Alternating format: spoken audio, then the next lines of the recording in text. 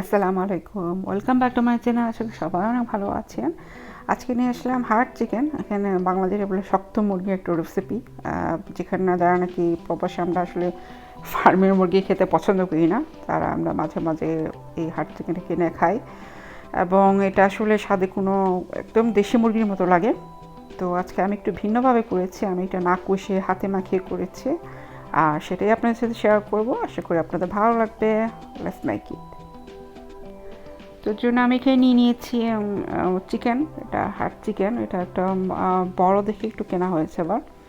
এখানে আমি হাফ পরিমাণে নিয়েছি আর ওটা আসলে দোকান থেকে কেটে কুটে দেয় ওরা। আমি জাস্ট বাসায় ক্লিন করে একটু ধুয়ে নিলাম, এক্সট্রা লোম টম এগুলো ফেলে দিলাম। তো চিকেনটা খুব ভালো করে ধুয়ে নিয়ে একটা প্যানের পটে নিয়ে নিলাম আর এখন দিয়ে দিলাম পেঁয়াজ। পেঁয়াজ আমি দিয়েছি 1 কাপ পরিমাণ কুচি। মাংসটা এখানে আছে আমি বলবো 1 কেজির মতো। আর এখানে আমি দিয়ে দিলাম আদা বাটা এবং রসুন বাটা ফুল 1 টেবিল স্পুন করে দিয়েছি, কারণ এটা তো বড় মুরগি প্লাস ফার্মের মুরগিতে এমনি মশলা বেশি লাগে, আর এটা আরও হার্ড চিকেন, একটু গরম মাংস আমরা মাটন করার সময় একটু বেশি মশলা দিয়ে এরকম মশলা লাগবে। আর দিয়ে দিলাম গরম মশলা, তেজপাতা, এলাচ, দারচিনি, আর সাথে দিয়ে দিলাম আমাদের যে রেগুলার মশলা, মরিচ গুঁড়ো, ধনে গুঁড়ো, হলুদ গুঁড়ো সবই আমি ফুল 1 টেবিল স্পুন করে দিয়েছি। মরিচটা একটু বেশি দিয়েছি, এটা আসলে একটু ঝাল ঝাল না হলে ভালো লাগবে না। আর দিয়ে দিলাম গরম মশলার গুঁড়ো 1/2 টিস্পুন, একটা জাস্ট একটা ফ্লেভারের জন্য, টেস্টের জন্য। গরম আপনারা স্কিপও করতে পারেন, অলরেডি আমি দিয়েছি, আপনারা দেখেছেন। এলাচ, দারচিনি, তেজপাতা, আর ফাইনালি দিয়ে দিলাম তেল আর লবণ দিয়ে দিয়েছিলাম। এখন যে সব কিছু খুব ভালো করে মাখিয়ে নিলাম, হাত দিয়ে মাখিয়ে নেওয়ার পর আমি এটা মেরিনেট করে একটু রেখে দেবো।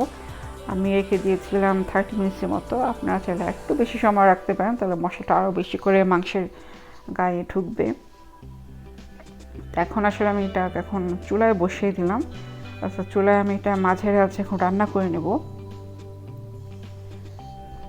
তা ঢেকে দিলাম আর ওইটা রান্না হতে থাকুক। কিছুটা সময় পরে ফিরে আসলাম আর আপনারা দেখতে পাচ্ছেন আমি এখনও আসলে কোনো পানি অ্যাড করিনি। অলরেডি মাংস থেকে পেঁয়াজ থেকে পানি উঠেছে, তা আমি জাস্ট মাঝে মাঝে একটু নেড়ে দিব।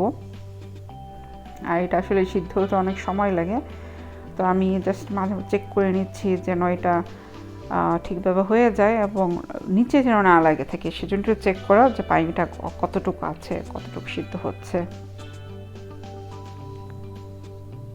তো বেশ খানিকটা পর আবার ফিরে আসলাম এবং এখনও দেখলাম বেশ অনেকটা পরিমাণে পানি উঠেছে, পানি রয়ে গেছে। একই সাথে মাংসেরও সিদ্ধ চেক করে নিলাম, মাংস এখনও আসলে ওরকম যে হাফ টেন্ডার সেটা এখন আসলে হয়নি। তো আমি এটাকে এখন একটু পর আসলে প্রেশার কুকারে দিয়ে দিব। এই যে আপনি দেখতে পেলেন পানি দিয়ে দিলাম, যখন একদম মাখা মাখা হয়ে আসলো সেই পর্যায়ে আমি পানি দিয়ে দিয়েছি। পানিটা আমি খুব সমান সমান দিলাম এবং দিয়ে আমি হাই হিটে একটা বলক আনবো। বলক আনার পরে আমি এটা এখন দিয়ে দিব প্রেশার কুকারে, কারণ আমার চুলায় এটা করা যাবে, চুলাই করলে টাইমটা একটু বেশি লাগবে, হয়তো 1 ঘন্টা 1.5 ঘন্টা। তা আরও মনে হলো যে টাইমটা সেভ করে দিয়ে প্রেশার কুকারে দিয়ে, তা আমি এটাকে ইনস্ট্যান্ট পটে দিয়ে দিলাম। ইনস্ট্যান্ট পটের যে প্রেশার কুকারের অপশন আছে সেটাতে আমি দিয়ে দিলাম 21 মিনিটস। আর এই তো এখন তো আর চিন্তাভাবনা নাই, নিচে লেগে যাওয়ার চিন্তাভাবনা নাই, আমি জাস্ট হয়ে যাওয়ার পরে নামিয়ে নেব। তো ফিরে আসলাম 21 মিনিটস পরে, যখন যে সাউন্ড হলো বিপ বিপ, মানে অফের সাউন্ড যখন হলো, তখন এটাকে আমি খুলে নিলাম। আর তো তো এটা আসলে আমি একটু ভেঙে আপনাদের দেখালাম, এটা বল গরম আছে, তারপর একটু হালকা একটু ভেঙে আপনাদের দেখালাম, বলার অপেক্ষা লাগে না যে এটা টোটালি সিদ্ধ হয়ে গেছে। তো এই মাংস দেখেও বোঝা যাচ্ছে। তো চুলাই করলে আমার টাইমটা হয়তো ডাবল লাগতো, সেই জন্য টাইমটাকে শর্ট কমিয়ে আমি জাস্ট প্রেশার কুকারে করে নিলাম। আর ফাইনালি এটা আমি একটু এখন সতে অপশনও দিয়ে দিয়েছিলাম। আর তারপর আমি এটাকে আপনারা চুলায় করতে পারেন। আমি জাস্ট এখন একটু জাস্ট হাই হিটে এটাকে আমি একটু ও একটু একটু জাস্ট পানিটাকে একটু সব কমিয়ে নিচ্ছি। আর আমি নামানোর আগে দিয়ে দিলাম জিরে গুঁড়ো, পেঁয়াজ বেরেস্তা দিয়ে দিলাম, টোটালি অপশনাল। আর ঘি দিয়ে দিচ্ছিলাম জাস্ট একটা ফ্লেভারের জন্য। তো এই তো তৈরি হয়ে গেল আমার হার্ট চিকেন। ফাইনালি ঝোল যখন আর একটু কমে আসলো হাই হিটে, তখন আমি এটাকে পরিবেশনে চলে আসলাম। তো আশা করি আজকে রেসিপি আপনাদের ভালো লেগেছে। অবশ্যই আপনারা হাতে মাখিয়ে you can give it a try.